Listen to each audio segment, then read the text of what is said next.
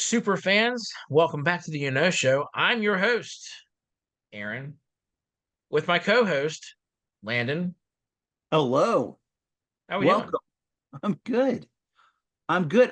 Today I finished my last episode of My Adventures with Superman and Excellent. for season 1 that we're going to talk about today, and I loved it. Such a good show.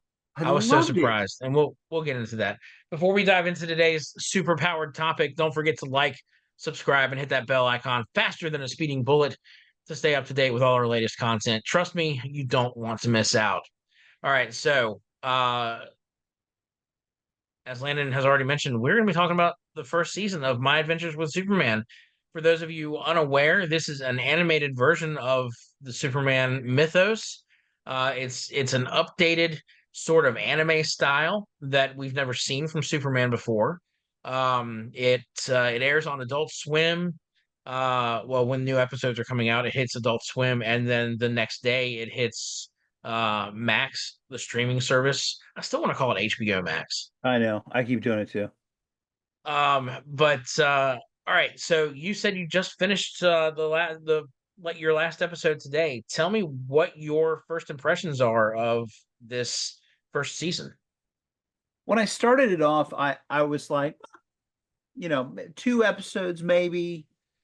Um I thought it was fun. I thought it was spunky. I thought it was a good 20-minute thing I could just throw on in the background, and enjoy.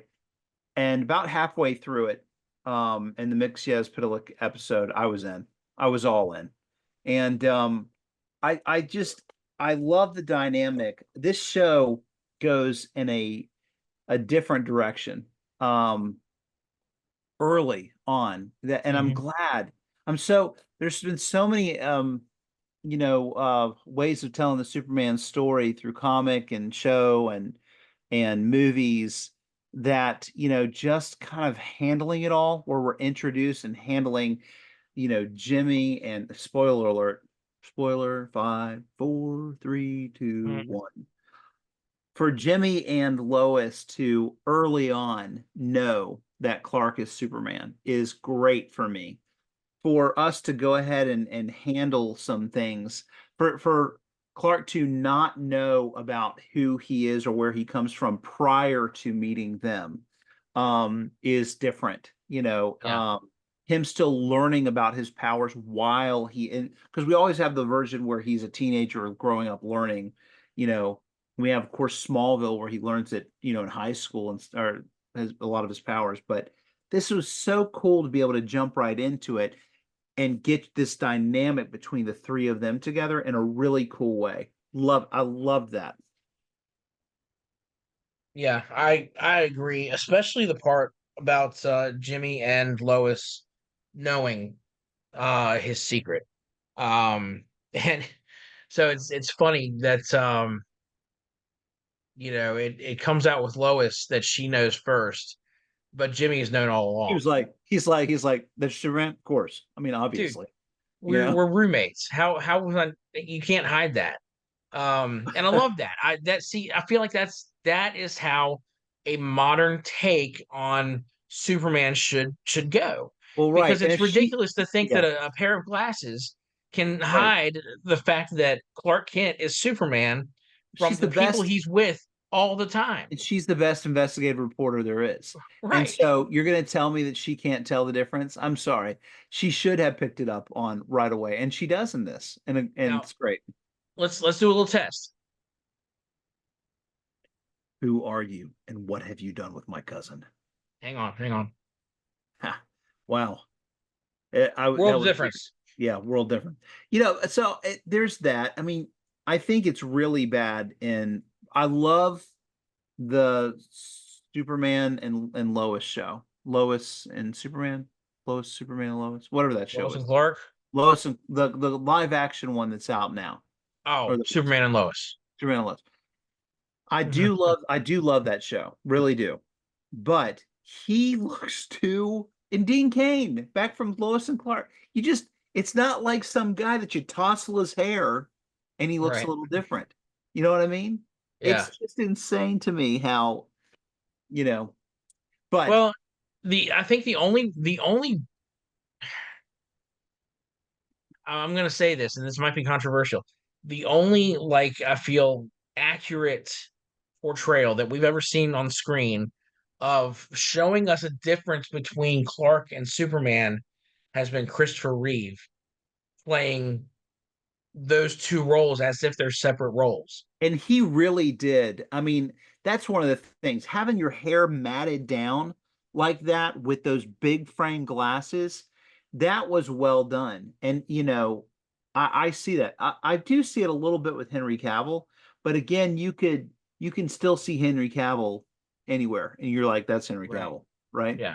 But you're No, right. I yeah. don't think anybody's done it as well as I don't know, the cartoon maybe because the old cartoon with the other Reeves guy who's what was his name, um the guy that originally played Superman in the black and white. That was that wasn't a cartoon. That was No, not the cartoon, it was live action. the live action. Yeah, George Reeves, George Reeves. Superman. So because for him in that suit it was such a big difference between wearing a suit and and being Superman, right?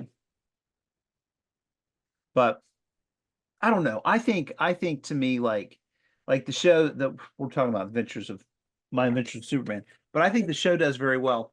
Of course, the entire time you knew that General was General Lane. I Oh, mean, I mean that was like obvious. from word From- go. I was yeah. like, you don't just call this guy General We only and have not two assume. generals, right? Right. It's not General Zod, so it Right. must be General Sam Lane. Right, right, Come right. on, you know that's Lois's dad. Very interesting though. Last episode, final episode, it's like they'll all kneel and you're like, I know you. I know you. You're gonna be Zod, right? Or is it? I don't know because I've not seen season two. That Yeah. was Dude, season two so good. Oh, is it really? Um, yeah. Was the ape Grodd? No. So the ape is Monsieur Mata. Okay, I didn't know if I caught a name, but I was like, well, it's an ape and it's So intelligent, you know? the brain and Mr. Mala are villains in the DC universe, usually going up against, I believe, the Teen Titans. Oh, really? I think so. I thought it was interesting the way they brought them in, and they're not really villains here, but they're not really heroes either. They're just Right. kind of a Scientists. neutral force. Yeah. Yeah. They will return in season two. Spoilers. But it was an interesting way to introduce them and to have little Easter eggs of other villains utilizing Kryptonian technology Yeah. uh, to gain their powers. So you had Livewire, who was introduced in the Superman animated series back in the 90s. And then you had, I think, Heatwave, who was a Flash villain. Yeah. Um, uh, they had a version of Silver Banshee, Yeah. who was a classic Superman, Supergirl villain. But it was so great the way that and Deathstroke. You Yeah. have a version of Deathstroke here who is on the team with Amanda Waller and General Lane, Well, yeah. Yeah. Task Force X. Task Force X, yeah. The Parasite storyline I thought was great. Oh Or how yeah. that came about because I've not really understood. I remember Parasite from the comics, but I've not really understood that storyline. This is well played out in a cool way for me to. I don't know if it's accurate to the comics, but I thought it was great. No, absolutely not accurate to the comics, but it is a really well done, updated version of the character and the story, I thought. That's cool. That's cool. I didn't. One of the things that interested me was the language barrier between Jor-El and Kal-El. That was unexpected and unresolved for me by the end of the season. So I'm assuming that will be addressed. But just the fact that there's this humongous ship in Kansas or this whatever it is underneath, it's not just a little baby tube, you Right. know, which, again, that's a complete deviation from anything I've ever read or seen. For there to be this structure, humongous structure underneath in Kansas. It's almost as if the the Fortress of Solitude has already been built, and Yeah. it's under the farm. Right. Right. That's gonna leave a crater. Yeah, right. How long has that been there? Like, did that Yeah. come with Superman when he arrived Yeah. as an infant, or was that there prior to this, and it's just always been there under the surface? Can we say again, I just want to, we talked about him from Lower Decks in the last episode, but I just want to say, I think I really, really like Jack Quaid. I Yeah. really like him. I liked him in Scream, when he was in the Scream movie. Was it six, five? I don't know which one it was, but Five, five, five, five, yeah. right. I think he's great in The Boys. He's great, um, doing the voice here. He's great in Lower Decks. He's just great, and he's not Like, his dad. He's not no, no, his yeah, yeah. he's He's not not his his dad at mom. all. He's definitely his own I mean, thing. he does have his dad's look. He Like, does, yeah. he has a certain look Got the to him that smile. is definitely Dennis Quaid. Yeah. Um, but you listen to his voice as he's portraying Superman slash Clark Kent. He doesn't change his voice, as either one of them. Right. I think when he's trying to hide it from Lois, he tries to go a little bit deeper. But having him portray Superman this early in his career, you get that sense of vulnerability from him Yeah. that you might not have gotten from, say, Tim Daly back in the '90s version of the cartoon. Right. Um, you've got this.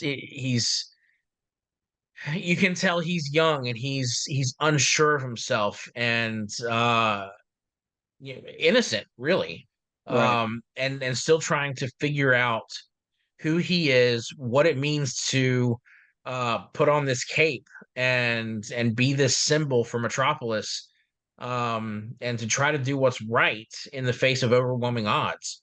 Or even originally thinking that he's the cause.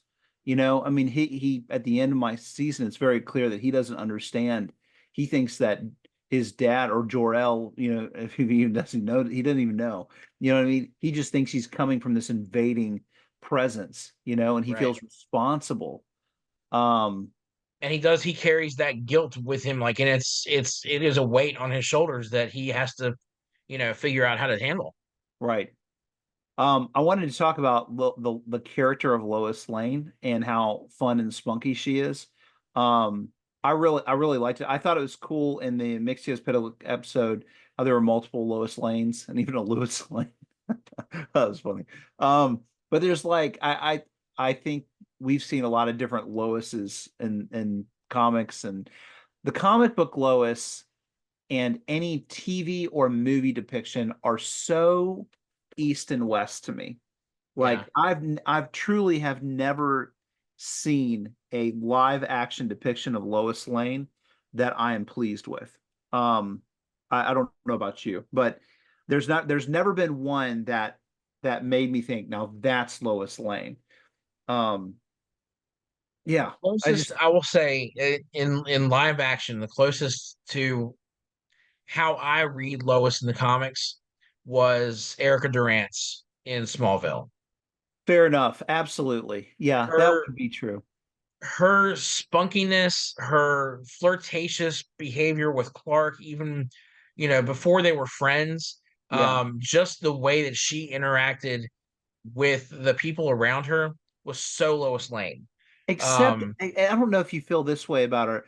As we get farther along and she is, you know, she is in adoration of Clark Superman. Like, Blur, it's, huh? the Blur, The blur. It's it's a little too much admiration for me. yeah, Like, she's a little no, too yeah, pokey in how she is about it, and not like you go from a spunky tough girl to now just being like, you know what I mean? It's swooning and turning into swooning, the and 1950s Silver Age Lois right, Lane. and that is not so. I feel like she did great in her lead up, but I was disappointed with her character after that to the end. Yeah, yeah, I see that. Yeah. So that's fair. When I picture Lois Lane, I'm picturing her in season 4, season 5 of Smallville, Right. and that's where I'm getting my, um that's the best portrayal of Lois Lane Right. from those first few seasons she was on there. But you're absolutely right. After that, it's not that she went downhill and was less likable or anything, Right. but she did, like, she was very um head over heels Right. for this Right. Right. superhero that she doesn't know and has Right. never Not seen. skeptical. Not like, I mean, No, she's yeah. not trying to unearth, like, who is this guy. Right. She is just uh a flighty schoolgirl Right. when it comes to this Blur character. And Now they did have that fast forward episode. You remember? They had the fast forward episode when she it's in the future and she and uh Clark are in the Daily Planet working together and it shows her. Now that was the one moment that I thought there's Lois Lane, right? yeah. Because she was very serious. But going back to the show, I think that the cartoon version here, she's very much like what I think of Lois Lane as when she's getting her credentials and she's getting into the seat. She's just running into danger and she just you know, uh, I really like her character. Who voices her? Not Anybody anybody know? I know. Oh, okay. In fact, I think, so you've got Jack Quaid as Superman, you've got Chris Parnell as Deathstroke, and I think those are the only big names I know. Oh man, I'm just looking at the list. Michael Emerson's Brainiac. Oh, that's right. Yeah, I that's season love 2. Michael Yeah, Emerson. Oh, that's so cool to see. Oh, that's so and cool to he's so see. creepy too. I'll bet he is. And then Jimmy Olsen is Ishmael Saeed. Alice Lee. I wonder if I would know her from anything. I think they're voice IMDb. actors. I don't know if they've been in anything live action. Well, Jack Quaid's just amazing. I'm just gonna say it over and over again. Dude, what's with your Uh, crush on Jack Quaid, man? it's just grown. It's grown. You know, I'm proud. I'm happy. I'm happy to see. It's like when I saw For him. For him. Maya Hawke, Oh in yeah, yeah. Stranger Things. When you see a child actor of two, very prominent, well-known, great actors, which I consider, Meg Ryan and Dennis Quaid to be great actors. I think they're wonderful. And you see them actually become their own thing. It's awesome. When you see Kurt Russell's son, it's awesome. You see, So uh, you're okay with the whole nepo baby thing? what's that mean? Oh, nepotism. Nepo the Oh, yeah, yeah. No, so long as it's their own. I mean, there's a big difference between being in these families that like who would I compare it to? Like if you think about like the Kardashian kind of a idea of a family and that whole, kind of popularity. That's different. That's different to me. If an actor or actress can make it their way, like Paris Hilton, nope, nope, no, no. No, even no with the name time in Hilton? the day. No, I'm not Team Hilton. No, but like Maya Hawke, amazing work in Stranger Things. Great, great job on her own of her own merit. You wouldn't have known. And even Jack Quaid, you wouldn't know. You wouldn't know. His talent alone stands before him, you know? I would really like to see, and not to get too far off base, we'll get back to the point in just a minute, but I would really love to see Maya Hawke and Uma Thurman together That would be cool. and do Kill Bill Volume 3. Yeah. That would be Do you amazing. think Do you think that we could probably do an episode maybe where we talk about child actors? Yeah, we can do that. I think we should throw it on the board. See one up. All right. Before we move away from our main topic, Landon, were there any big surprises for you throughout the season that really caught you off guard?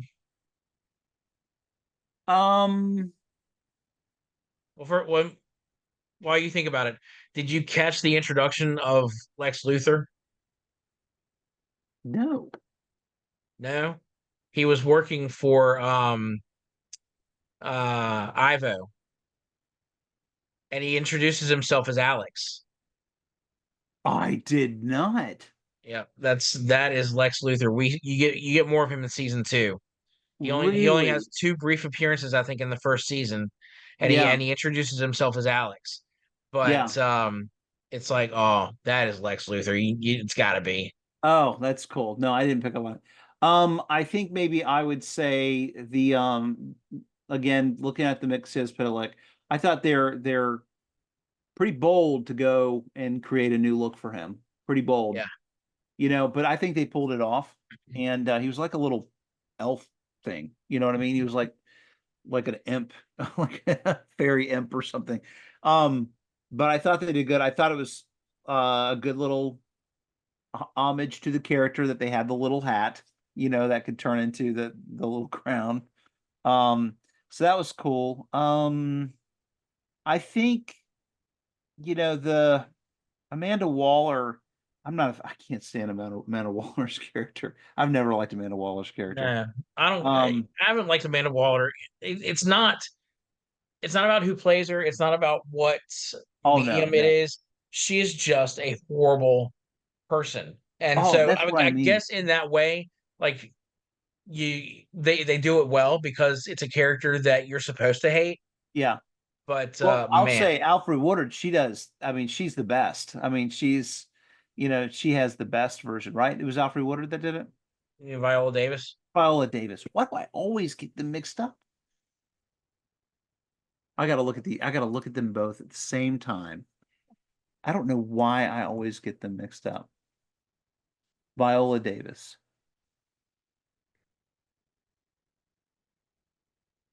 See, I think just because I consider them to be iconic to myself and everything that I see. See, yes. Free Woodard from Scrooged. You remember? She's in Yeah, Scrooged and she's she was in and First Contact, Star Trek. yeah, but she was also in yeah, First Contact. She was also Heart and Souls. You remember Oh that my movie? gosh, Cried great my movie. eyes out, that That little is movie. that is such an underrated movie. Robert Downey Jr. before the fall. Mm. I Um, think they're both pretty. all right. Anything else before we wrap up the My Adventures of Superman talk and move into pop culture? Now, tell me something that I can look forward to in season two. Brainiac, Michael Emerson. That's everything. It is But so creepy. And Supergirl. oh, really? Yeah.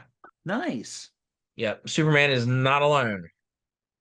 But is that a Okay. good thing or a bad thing? It's interesting. I always feel like, ever since Supergirl was introduced back in what, the 50s, in the comics, it's almost like the writers behind her are never quite sure what to do with her character.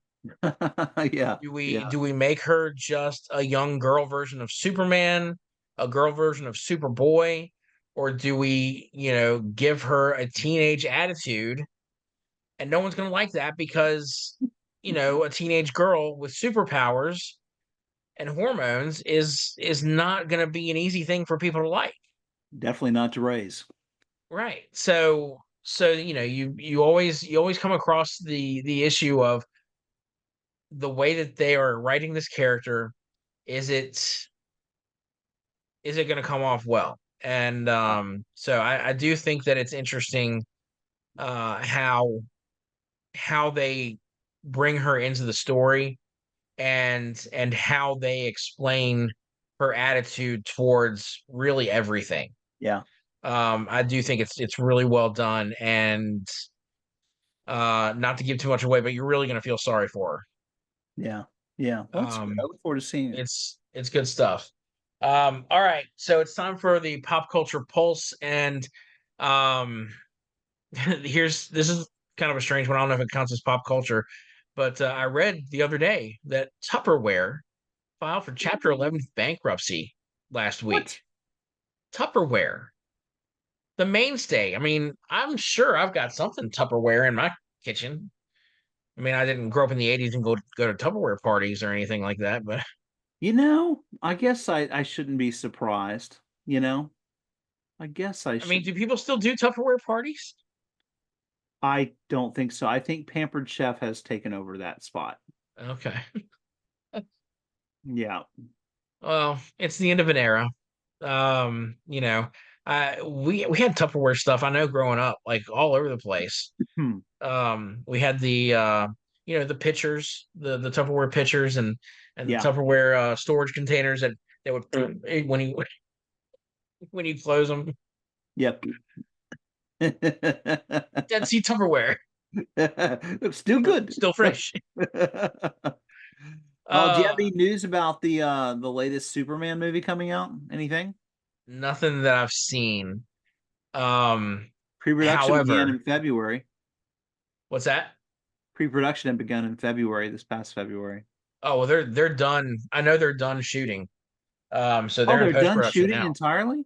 Yeah, Oh. yeah. I I wondered think the because of the latest. strike. I assumed that it was still going on because of the strike. Oh, no, no, no, no. The strike Oh, was you're over. right. July 30th. Yeah. Yeah, they've wrapped up. Because I follow James Gunn on Instagram, so I'll see it when he posts new things. Um, Now this didn't come from him, but I read somewhere, and so take it with a grain of salt. Could just be a rumor, but I read somewhere that they are going to release the teaser trailer. Um, I can't remember if it was the teaser trailer is going to air during the Super Bowl, or if there's going to be a teaser trailer like in January, and then the real trailer is going to hit during the Super Bowl. Really? Yeah. Weird. I So was how do you hoping it would hit feel? sooner than that because if they're done with the the shooting and they're into post production, you would think they'd be close to having a trailer cut together by now. Yeah. But I I who am I to talk about movie marketing? I'm sure they've got a strategic plan to get it all out there before the movie hits. Gonna be interesting. We'll see, huh? Wow. I'm really looking forward to it. Okay. Do what? I said okay. Okay. All right, and now it's time for our recommendation corner. Landon, you got anything this time? I think I would stick with what I did on last week's, just about checking out the Max DC Universe uh cartoon movies and shows, especially the Batman ones are really great. But I have been watching the Infinite Crisis 1 and 2, and the third one I don't think is out yet. But I would encourage people with that. Also, for those that don't know, Penguin has as of this podcast has started its episodes, and so I haven't watched that yet, but that's a spinoff from the Batman um movie. So we'll Well, see how Colin good Farrell old is Colin does. he is unrecognizable as Oswald. Oh, completely, completely. Um, well, so yesterday, we're recording this on a Sunday. I had a chance to go to the theater to see Super Slash Man, the Christopher Reeve story. Oh, how was it? Oh my gosh. Was it good? It is so good. I don't know, folks out there, if you've seen the trailer. Um, I know when the trailer hit, I was sobbing halfway through it. Oh yeah. And the movie, the actual documentary is no different. Like, was actually went and saw it with my mom, and as the movie was starting, I was like, all right, keep a count because I'm betting I'm gonna start crying at some point during this movie and not stop. How many minutes were Um, you in? well, so thankfully it was not nonstop crying. I was able to like the way they did things and they kind of did a non-chronological telling of his life. Uh, you hit it early with the paralysis and talking about that. But then they jump back and forth between his time as Superman as acting in other things, and like I said, going back and forth. Um, it was really well done. I was really impressed. I loved the stories that you would get from his three adult children, and from his just friends that they brought on other actors who were close with him. One of the sadder things I think that was brought up was he and Robin Williams were basically best friends. They attended Juilliard together. They were roommates, That and had to so be fun. they were very close.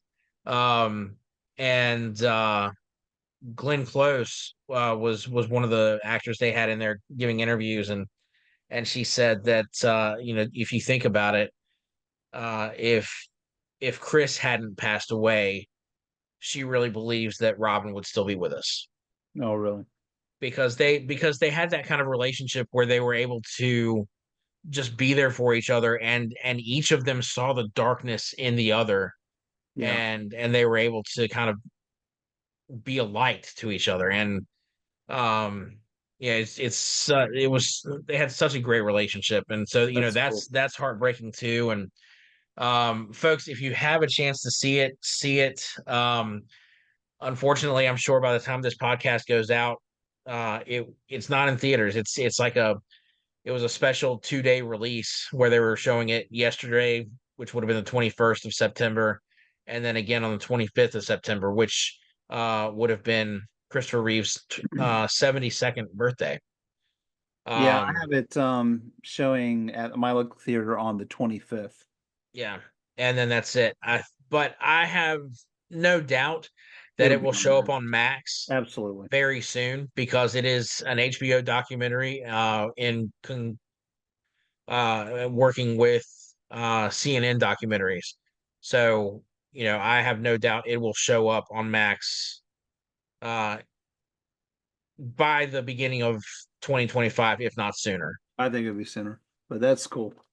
That's cool. So yeah, excellent, excellent documentary. When you get a chance to see it, definitely see it and bring tissues. Um, we don't have anything from any viewers or listeners for this episode, but we do want to remind you guys to talk to us. Leave something in the comments. Let us know. Have you seen My Adventures with Superman? And if so, what did you think of it? Tell us what you think of this kind of anime inspired version of the Man of Steel, and we would love to hear from you and share your thoughts with everybody else right here on the show. All right. That's about it for this episode. Don't worry, we'll be back faster than you can say. It's a bird, it's a plane. And then next week, we'll be diving into two new topics, which we're going to have to spin the wheel Time right to spin the now wheel. Let's do it. to find out about. I love the wheel. And I didn't make any changes last week because I figured if we land on Next We'll just Generation go to the again, next season. Yeah, yeah. right. So here we go. You ready? Can you see it? Yep. Yep.